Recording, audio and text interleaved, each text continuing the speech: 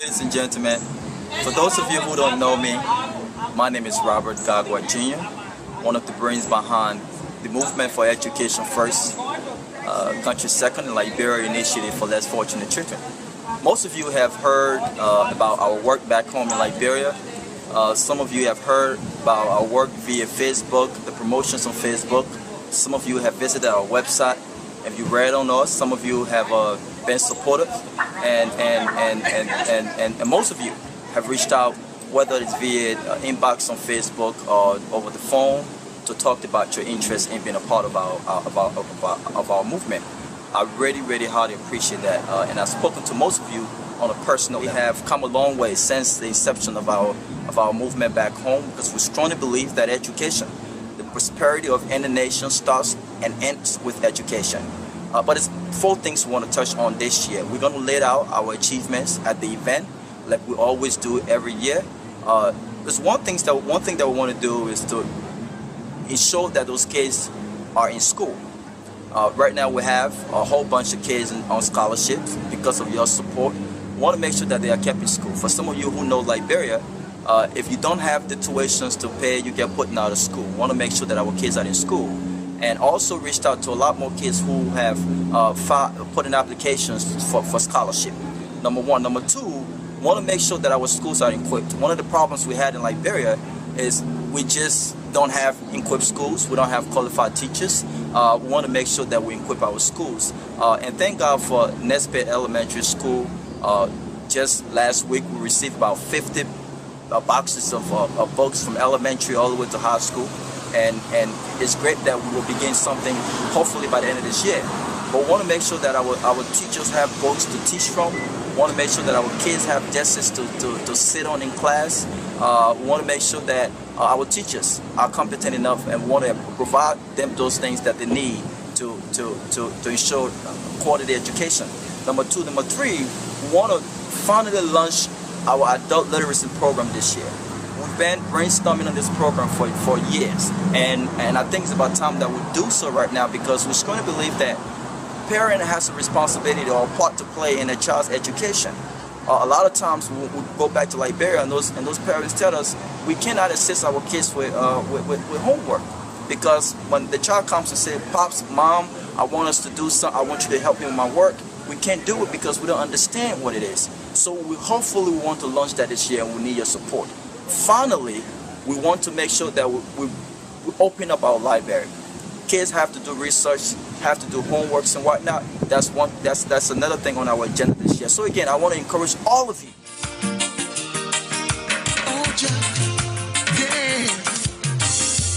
Why do you sit and see them starving? Why do you sit and see us dying? Days in, days out, the same old thing. Year in, year out, it's driving us insane. I hear those promises again and again and again. One thing I realize is talk is cheap. Action speaks louder than words. So before you chop, build schools and hospitals. Before you chop, build roads and educate. Before you chop, think about the nation's future. Oh, just think about the children's future.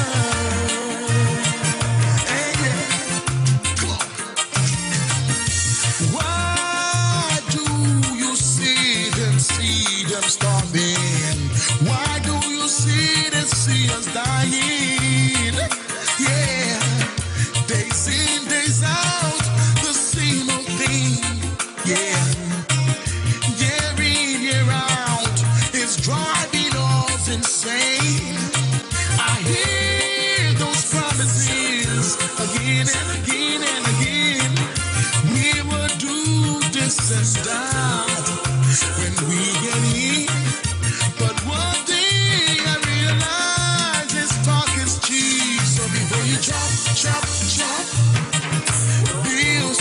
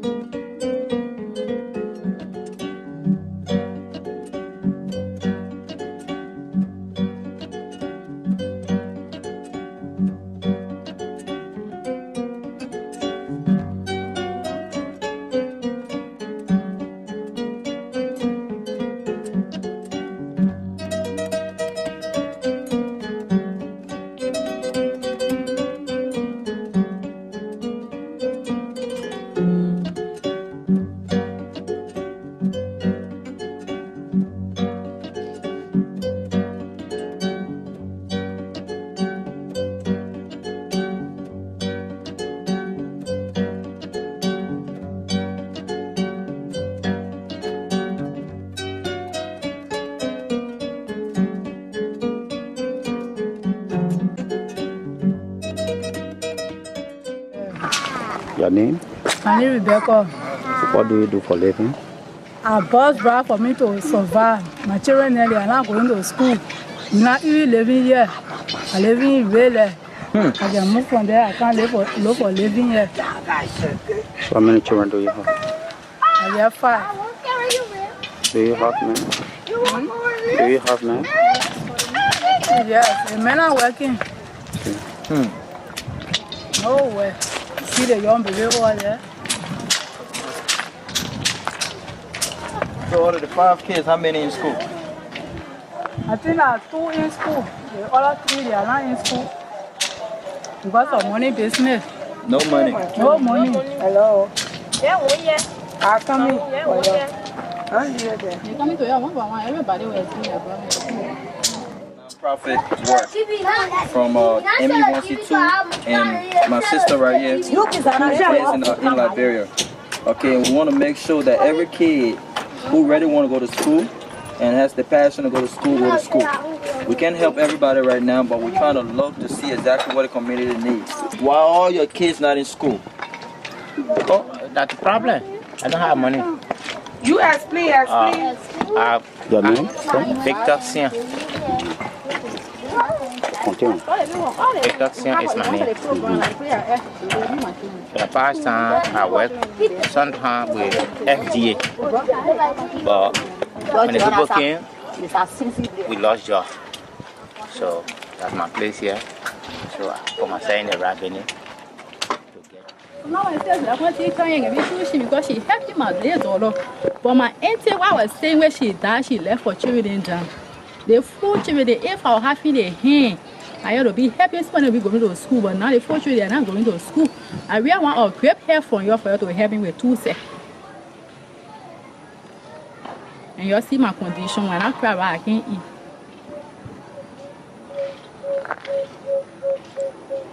I say I crack in my play, I can crack my rack. But I just train a program this name maybe to come with it today. So when you go, I'm not forget about it. And the poverty life is making in Liberia. Everybody looking.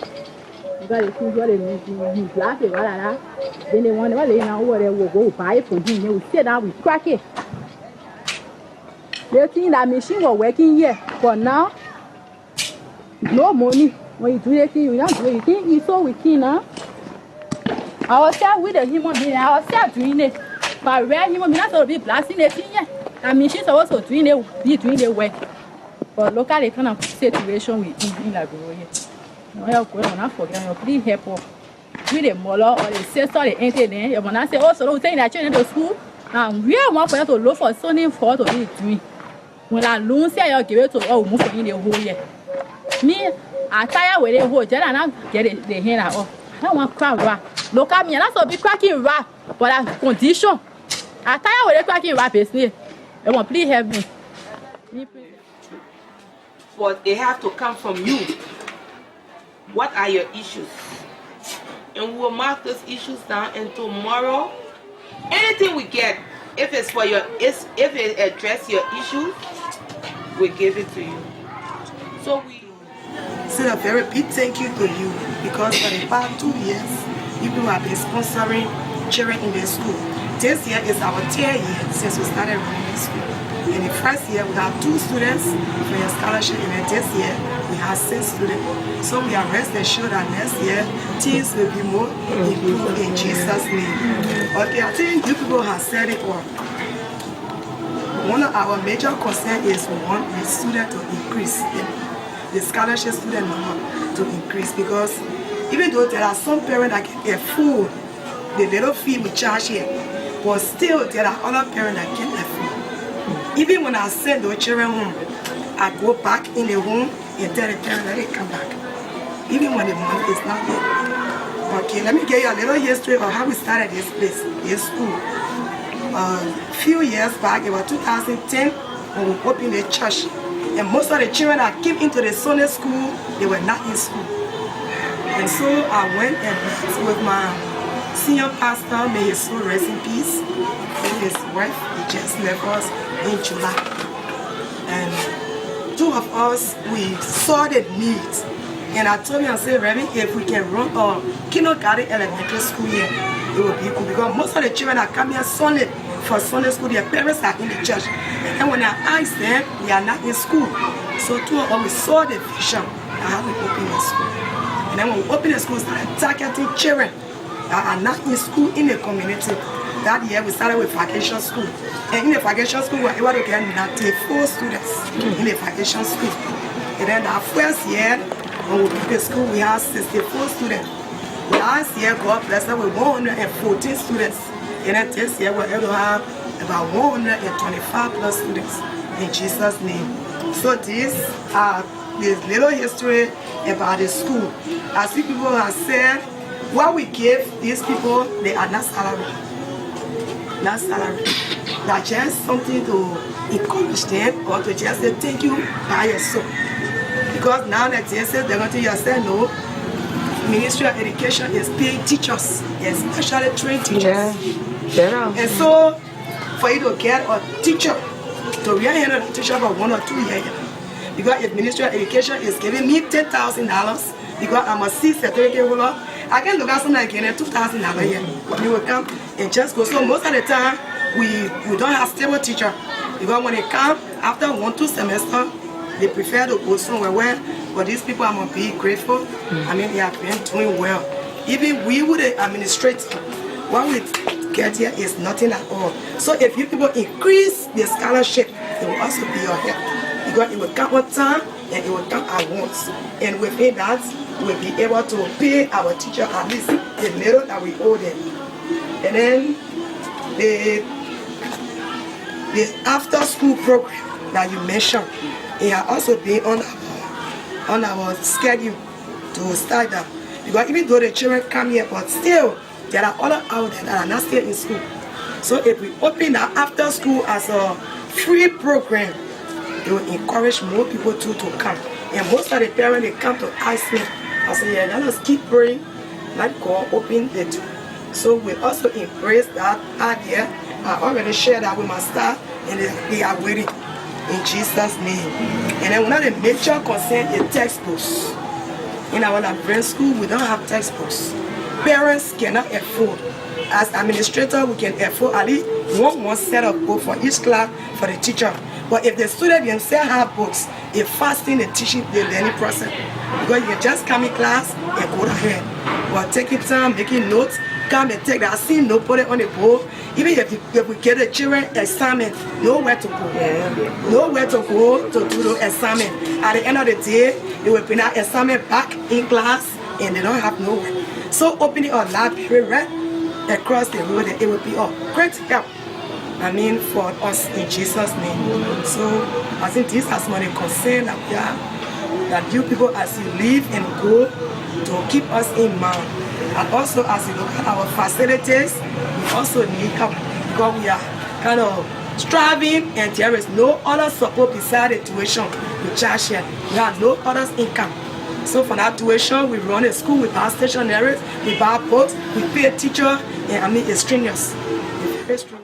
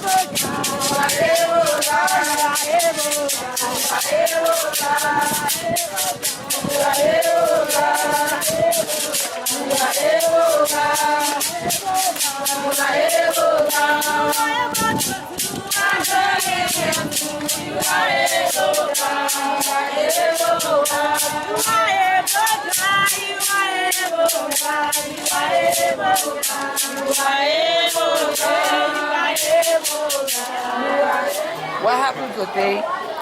You guys got tears in my eyes. You know, many people don't appreciate people when they do things for them. They feel that it's a must that people do things for them. But to see the need that you appreciate, and not only appreciate, but you put time into getting your children education, it's a blessing. And I'm so happy. I don't know how overwhelmed I am, but I'm very, very happy. And for you guys to even organize yourself like this, Robert said was surprised. That way you saw us standing over there. So I'm so happy. I will say welcome again back to Liberia, to the residents of the students and parents, Rahil community.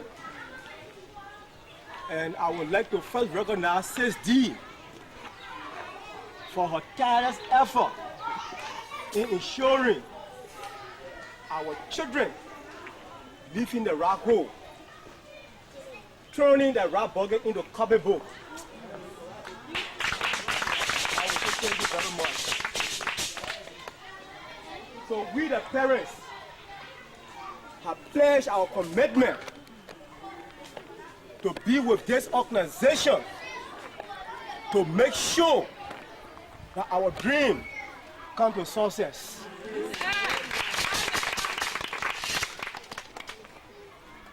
We will apply all efforts to make sure our children study their lesson and to make their grades. But there are many challenges that we, the parents, are facing. Some of us, we can't read and write. No money to pay study class teacher. If the child says, Papa or Mama, please pronounce me this word, we find it difficult.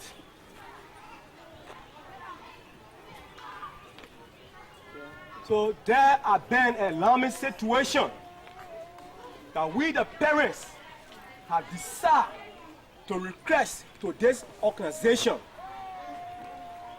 for a microcredit program that will empower us, the parents, to set food on the table for our children. Some of the children go to school hungry. When they come, no food on table, no recess is provided for them.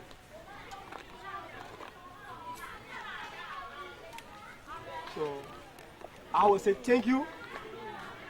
We will cooperate with this program. We will make sure everything be successful. We will make sure our children make their grade. And we'll pray that God should open the door for y'all to provide more funding. We will pray that God be with you, that the scholarship should increase, that our other brothers and children that stay in the round that are not going to school today should come back to school. I will tell you things again, and I will pray that God do your effort, that we all should remain together. Thank you very much.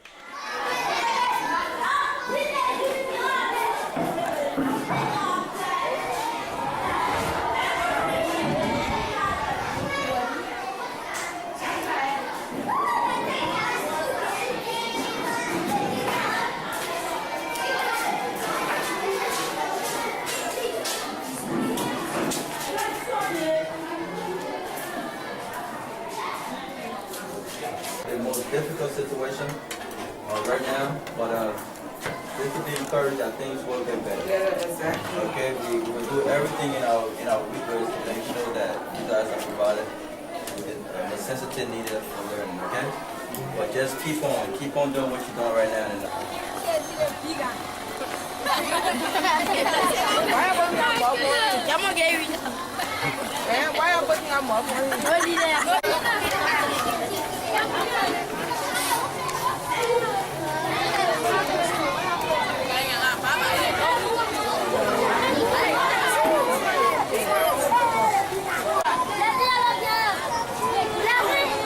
You have seen the documentary. You have heard the issues. The question now is, what can we do? I think that's a very important question. What can we do? Do we just listen to the issues and turn our backs? Or do we actually do something about the issues? The fact that all of you are gathered here this evening is an indicative that you understand the importance of doing something more so than just talking about the issues. One of our problems as a nation is the fact that we do more talking and act less. Well, I'm proud of this generation. Generation that see the need and just doesn't talk about it and just doesn't complain about it, but take the step to address it. And I believe that your presence with us today indicates that you too believe the importance of not just hearing the issues, but addressing them. The stories of those mothers and those fathers, those are real stories. You better understand those stories when you are in the midst of it. And every year, given your support, I've had the opportunity to be in the midst of the issues. I don't just hear a father telling me that he wants to help his child with homework, but he just can't because he can't read nor write. I see it. I don't just hear that mother telling us how we need to help her with a market because crushing rock isn't what she wants to do. I see it. I'm here to report to you today that Liberia is at a crossroad. And unless we address those important issues, we will continue to go down the wrong path. So it's five things that we must accomplish this year. Number one, we must ensure that all of our scholarship recipients are kept in school. And the way that happens is to make sure that their tuitions are paid. For most of you who went to school in Liberia, like myself, and who were not so fortunate or born with silver spoons in your mouth, when you did not have the school fees, you were put out of school. We don't want that for our kids because that's a distraction. We want to make sure that they are kept in school. So we are urging you to give us your support to make sure that those girls and those boys are kept in school. Number two, we must ensure that our schools are equipped. I can't stress the end further. Our students go to schools that are not equipped. And education just does not call for a classroom. Education means a classroom with a competent instructor and the tools necessary to achieve academic success. So equipping our classroom means that we must give those textbooks to teachers so that our kids are educated properly. We must open library. That's my third point. We must open library from our highest learning institution to the lowest. Students lack access to library. One wonder, how then does a child does homework? How does a college student does research? What's the essence of giving homework when there are nowhere to actually research the information you need? So we must ensure that our libraries are built. Thank God for Nesbitt Elementary School. Just 2 weeks ago, we were given over 50 boxes of books. 50 boxes of books. From elementary to high school. We have the material needed to open a modern library. Oh yes, we do. The problem now is, how do we get them to Liberia? We need your support.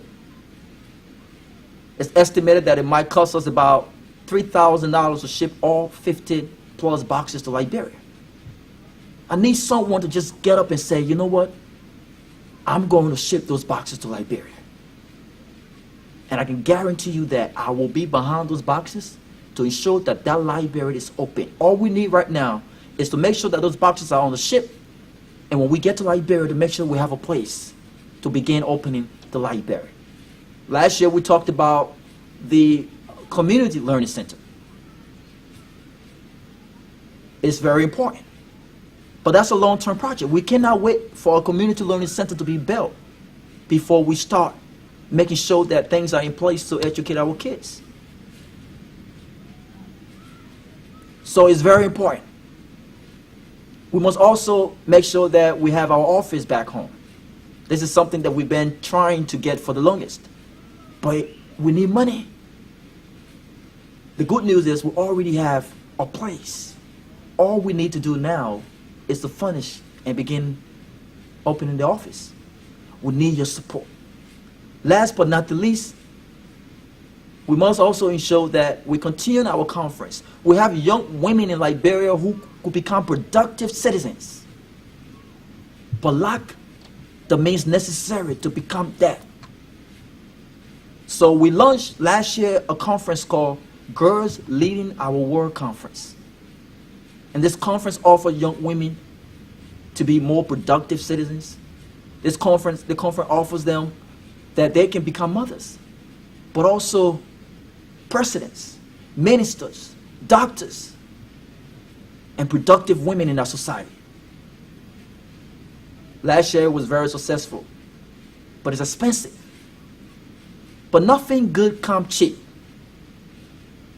And we should not be putting a cost on the education or the future of our nation.